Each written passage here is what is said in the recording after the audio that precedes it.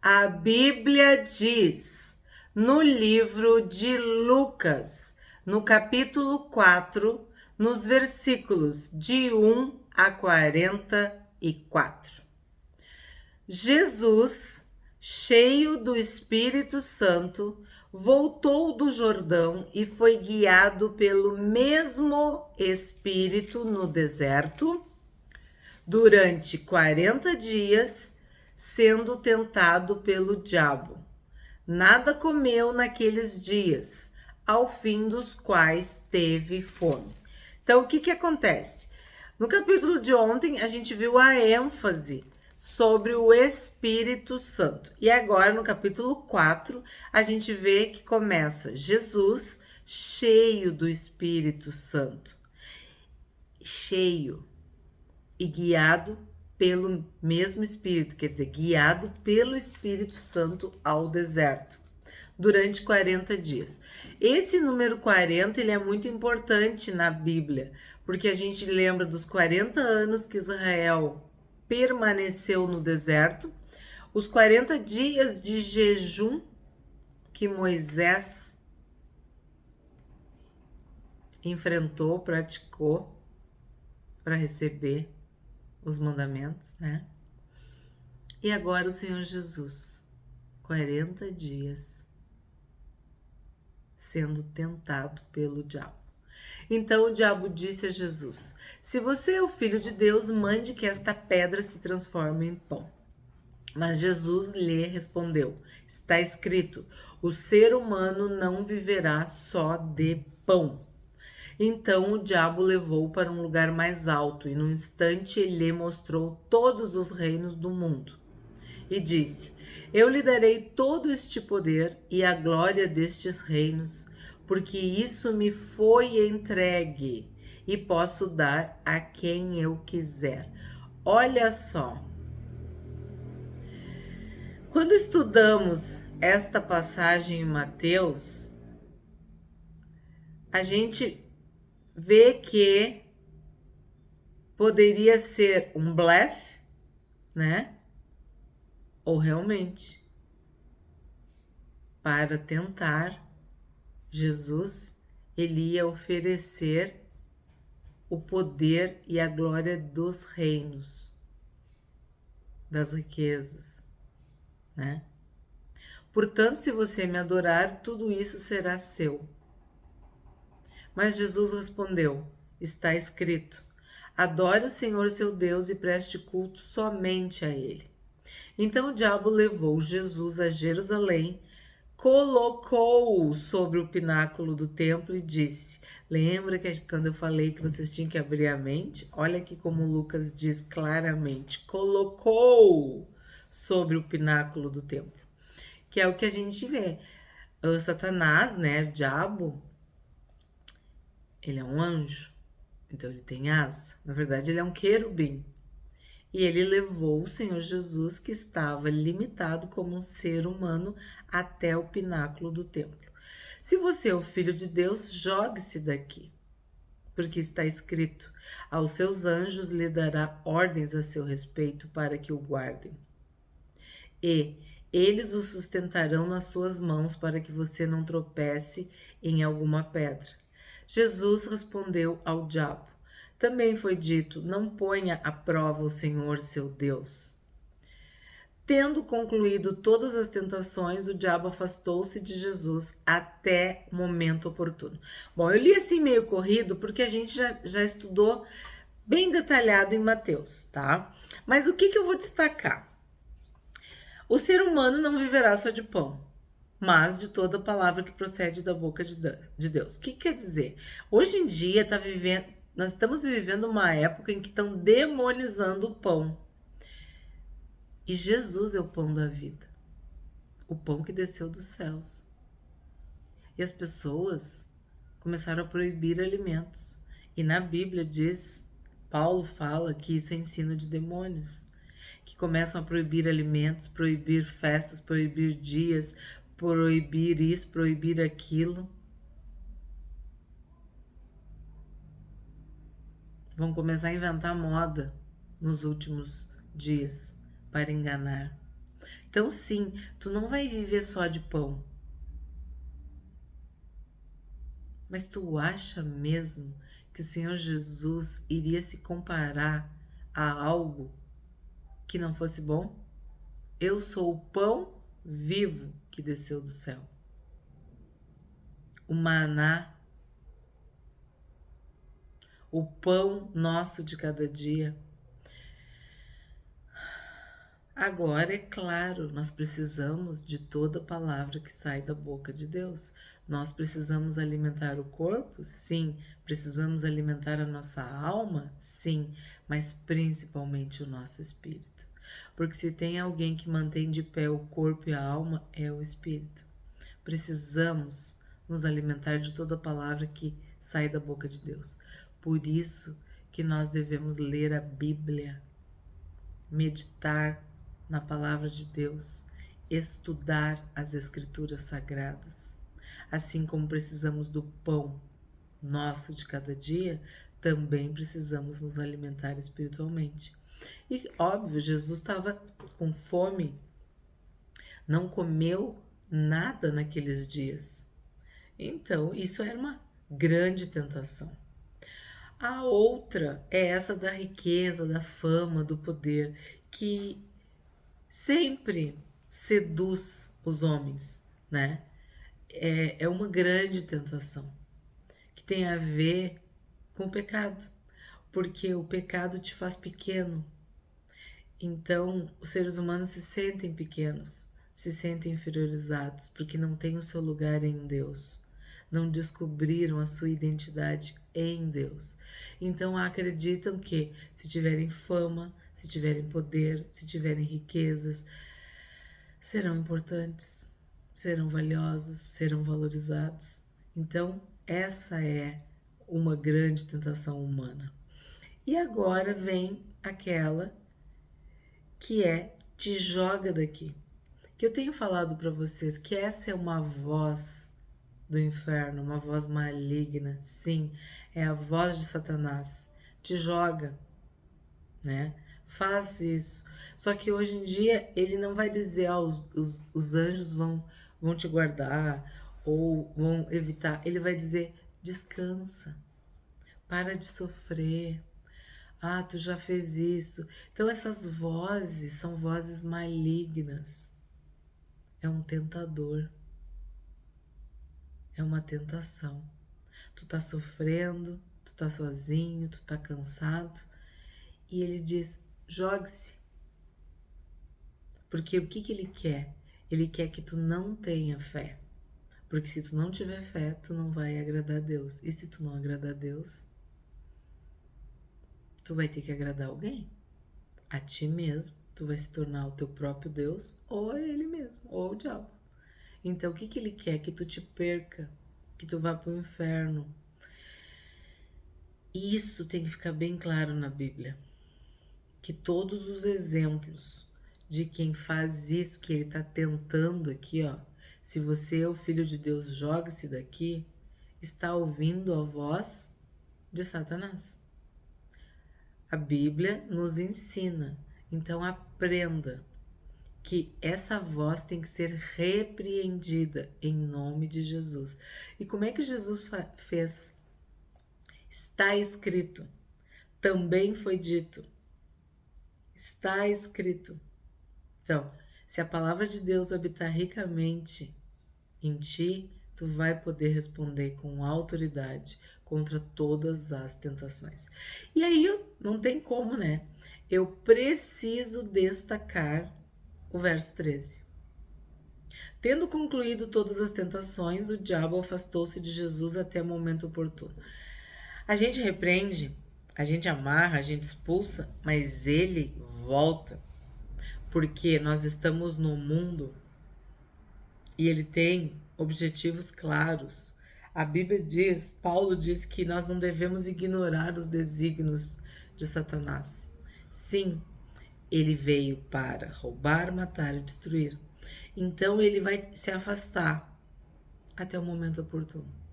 Quando ele encontrar uma brecha, uma facilidade de pegar dormindo, anestesiado, ele vai voltar. Então, nós temos que resistir ao diabo e ele fugirá de vós. Resistir. Nós temos que ser sóbrios e vigilantes e temos que ter a palavra de Deus. E, claro, pedir a presença dos anjos de Deus. Pedir que o Senhor nos proteja, construa um muro ao nosso redor, para que nós não venhamos a cair em tentação. 14. Então Jesus, no poder do Espírito, voltou para a Galiléia e a sua fama correu por toda aquela região e ensinava nas sinagogas, sendo elogiado por todos. Então, mais uma vez o Espírito Santo. Jesus no poder do Espírito Santo, cheio do Espírito Santo, controlado pelo Espírito Santo, dirigido pelo Espírito Santo. E a fama dele estava correndo, quer dizer, as pessoas estavam sabendo dos seus milagres, das suas maravilhas, do seu ensino, das curas. E ele ensinava nas sinagogas. O que é a sinagoga? É um lugar de culto público, de ensino, que os judeus tinham como alternativa ao Templo de Jerusalém, né? A gente poderia dizer que eram, entre aspas, as igrejas locais, né? As sinagogas era e são até hoje locais de culto e de adoração a Deus da religião judaica. 16. Jesus foi para Nazaré, onde havia sido criado. Num sábado entrou na sinagoga, segundo o seu costume, e levantou-se para ler. Por quê? Jesus era judeu.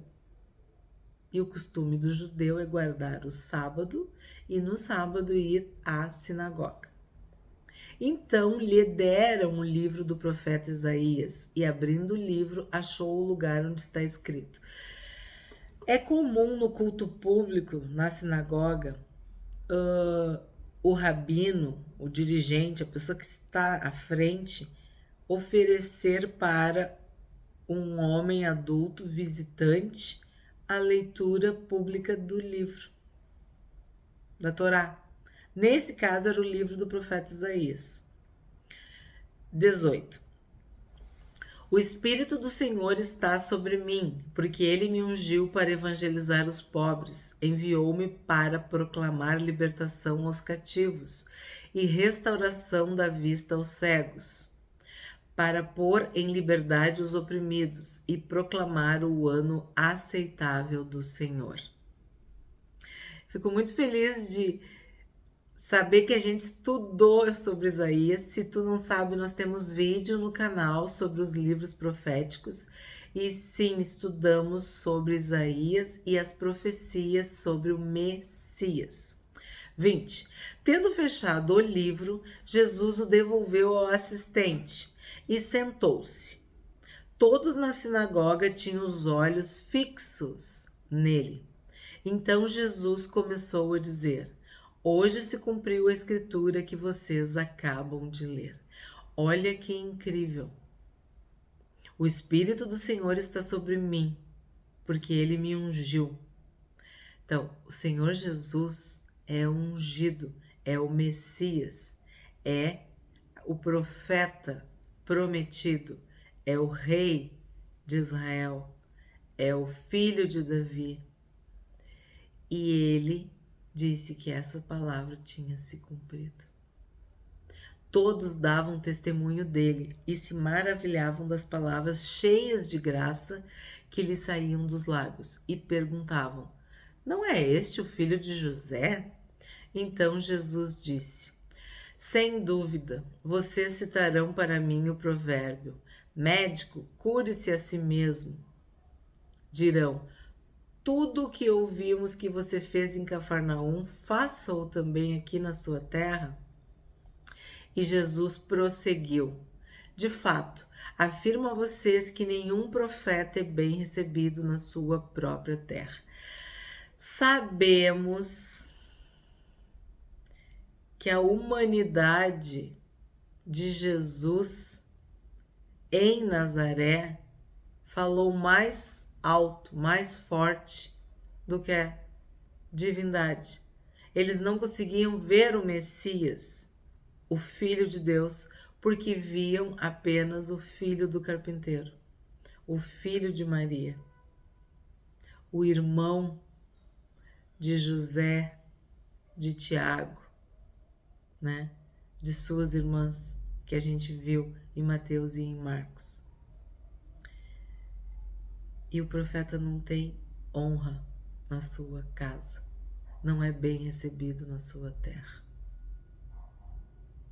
Na verdade, lhes digo que havia muitas viúvas em Israel no tempo de Elias, quando o céu se fechou, por 3 anos e 6 meses, reinando grande fome em toda a terra. E Elias não foi enviado a nenhuma delas, a não ser a uma viúva de Sarepta, de Sidom. Eu sempre fiquei intrigada com essa parte aqui. Porque sim, havia muitas viúvas em Israel passando fome. Mas Deus escolheu uma viúva em Sarepta, em Sidom. Sarepta é lugar de derreter metais, lugar de fundir metais, lugar de fundição. Sidom, lugar de pesca abundante. Então, Elias foi enviado para fora de Israel. Às vezes, para tu cumprir a tua missão, tu tem que sair da tua casa, tu tem que sair da tua família, tu tem que sair da tua cidade, do teu estado, do teu país. Porque ali tu é só o filho, a filha, o pai, a mãe, o tio, o sobrinho. Tu é só um ser humano. Tu é só o vaso de barro. Não há como aquelas pessoas reconhecerem o tesouro divino no vaso de barro. Elas não conseguem ver Deus na tua vida. Porque o profeta não tem honra na sua casa, na sua família, na sua cidade. E ele dá esse exemplo de Elias. Havia também muitos leprosos em Israel nos dias do profeta Eliseu, e nenhum deles foi purificado, a não ser Naamã, o sírio. Então, olha o que Jesus está falando. Ele está falando de Elias, que assim como o próprio Jesus era um salvador de Israel, era um representante de Deus. E depois ele fala de Eliseu, que purificou o sírio Naamã da lepra. Também pesquisei Naamã. Agradável, suavidade, delicadeza. Nunca imaginei que esse fosse o significado de Naamã, o general do exército sírio, da Síria, um homem poderoso que tinha lepra. E que Eliseu não deu muita confiança para ele. Eu acho incrível, a gente estudou sobre Eliseu. E o que Jesus está falando aqui? De que, de novo, Eliseu curou um estrangeiro da lepra. Mas tinha leproso em Israel. Mas Deus mandou Eliseu curar um sírio. É assim que Deus age? É assim que Deus age. 28. Todos na sinagoga, ouvindo estas coisas, se encheram de ira. Tu vê, né? Estavam todos maravilhados, dando testemunho. Ó, no 22, todos davam testemunho dele, se maravilhavam das palavras cheias de graça. Estavam com os olhos fixos nele, deram o livro para ele ler. Agora, todos na sinagoga, ouvindo estas coisas, se encheram de ira. Viram como as pessoas se transformam rapidamente? E levantando-se, a gente chama isso na psicologia de baixa tolerância à frustração. Não pode contrariar, que aí a pessoa se transforma. Tu não pode falar o que ela não quer ouvir, que daí ela mostra a sua verdadeira face. né? E levantando-se, expulsaram Jesus da cidade e o levaram até o alto do monte sobre o qual a cidade estava edificada, para que de lá pudessem atirá-lo abaixo. Jesus, porém, passando pelo meio deles, foi embora. Gente, eles queriam, entendeu? Acabar com Jesus em Jerusalém. Sepultar, né? Jesus em Nazaré. Eu falei Jerusalém, né? Em Nazaré. Desculpa. 31. E Jesus foi a Cafarnaum, cidade da Galileia, e os ensinava no sábado. E maravilhavam-se com a sua doutrina, porque a sua palavra era com autoridade. Então, o que a gente vê? Que não tem dúvida da autoridade de Jesus. Ele tinha autoridade para ensinar, ele tinha conhecimento, ele tinha o Espírito Santo. A questão é que as pessoas não criam, não se entregavam, não aceitavam, não confiavam a sua vida, a sua fé em Jesus. Assim como hoje, reconhecem que é um profeta, que é um homem bom, que fez o bem, mas não que é o teu Senhor ou o teu Salvador. E apareceu na sinagoga um homem possuído de um espírito de demônio imundo, o qual gritou em alta voz. Olha, um espírito de demônio imundo. A gente ouve falar espírito maligno, espírito imundo. E aqui tá falando espírito de demônio imundo, o qual gritou em alta voz: Ah, o que você quer conosco, Jesus Nazareno? Você veio para nos destruir? Sei muito bem quem você é, o Santo de Deus. Olha só. Paulo diz que até os demônios creem, né? O que acontece? Eles sabiam quem era Jesus. E ainda disseram: Tu é o Santo de Deus. Mas Jesus o repreendeu, dizendo: Cale-se e saia desse homem. O demônio, depois de o ter jogado no chão, no meio de todos, saiu daquele homem sem lhe fazer mal. Então, ele jogou o homem no chão. Ele saiu, ele obedeceu, mas ainda deu um showzinho antes, né? O demônio, depois de o ter jogado no chão, no meio de todos, saiu daquele homem sem lhe fazer mal. Todos ficaram admirados e comentavam entre si: Que palavra é esta? Pois com autoridade e poder ele ordena aos espíritos imundos e eles saem. E a fama de Jesus se espalhava por todos os lugares daquela região. Então, a missão de Jesus era fazer o bem. E essa missão envolvia libertar as pessoas de demônios, de espíritos malignos, de espíritos imundos, opressores que fazem o mal. E ele tinha autoridade. Ele ordenava e o espírito saía. Ou os espíritos saíam. 38. Deixando a sinagoga, Jesus foi para a casa de Simão. Quem é Simão? Pedro. A sogra de Simão estava doente, com febre muito alta, e pediram a Jesus em favor dela. E inclinando-se para ela, Jesus repreendeu a febre, e esta a deixou. E imediatamente ela se levantou e passou a servi-los. Então, o que a gente vê aqui? Que tu expulsa, expele um espírito imundo, maligno, um demônio, e tu repreende uma febre muito alta. Então, o Senhor Jesus tem autoridade para todo tipo de questão, todo problema, toda doença, toda opressão. O nome de Jesus tem poder sobre todo o nome, seja o nome febre, seja o nome demônio. O Senhor Jesus tem poder e autoridade. Repreendeu a febre e esta a deixou. 40.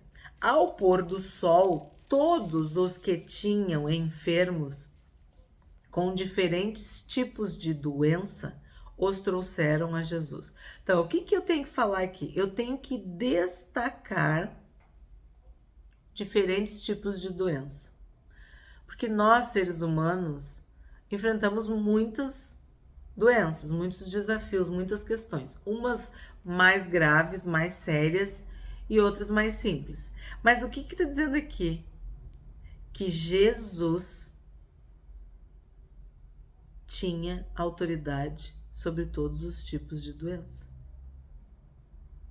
Todo tipo de enfermo, como eu digo para vocês, seja do corpo, seja da alma, seja do espírito. E ele os curava, impondo as mãos sobre cada um deles. Também de muitos saíam demônios, gritando e dizendo: você é o Filho de Deus. Ele, porém, os repreendia para que não falassem, pois sabiam que ele era o Cristo. Então, não era o tempo, né? E Jesus não estava interessado no louvor dos demônios, né? Nem que os próprios demônios acelerassem as questões. Havia um tempo. E aqui a gente vê que eles gritavam, né? Muitos saíam, também de muitos saíam demônios gritando. Então, sim. As pessoas dizem que é mentira, que é teatro, que é... Como é que chama?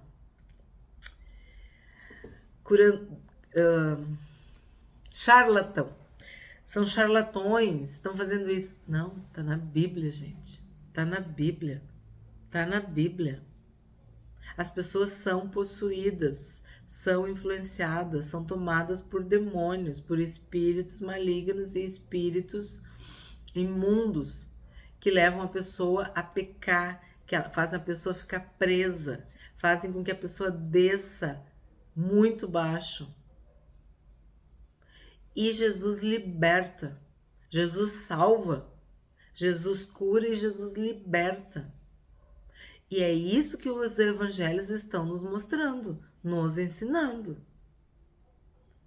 Porque o que Jesus fez, ele ainda faz. Porque Jesus é eterno. Os seus discípulos, os seus seguidores, os cristãos devem cumprir toda a obra de Cristo, fazendo exatamente o que Jesus fazia.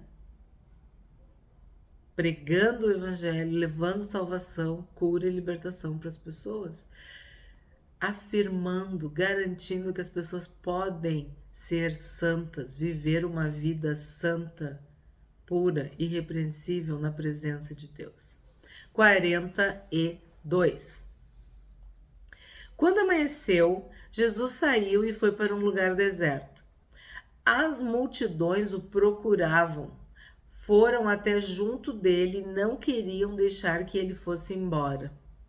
Jesus, porém, lhes disse: é necessário que eu anuncie o evangelho do reino de Deus também nas outras cidades, pois é para isso que fui enviado. E pregava nas sinagogas da Judéia. Então tu vê que Jesus poderia ter um ministério mais confortável se ficasse fixo, né? Como muitos. Não, ele tinha que ir de aldeia em aldeia, de cidade em cidade, de sinagoga em sinagoga. Ele tinha que pregar o evangelho, anunciar o evangelho do reino de Deus. Foi para isso que ele veio. E nós temos que seguir o exemplo de Cristo. O que a gente aprende hoje com este capítulo 4 de Lucas? Jesus, cheio do Espírito Santo, foi guiado pelo mesmo Espírito ao deserto. Depois de ser tentado por 40 dias com toda sorte de tentações, Jesus, no poder do Espírito Santo, regressou à Galileia e foi para Nazaré. Leu na sinagoga a passagem de Isaías que diz: o Espírito do Senhor está sobre mim, pelo que me ungiu. Para que Jesus foi ungido? Para evangelizar os pobres. Enviou-me para proclamar a libertação dos cativos. curar, apregoar o ano aceitável do Senhor.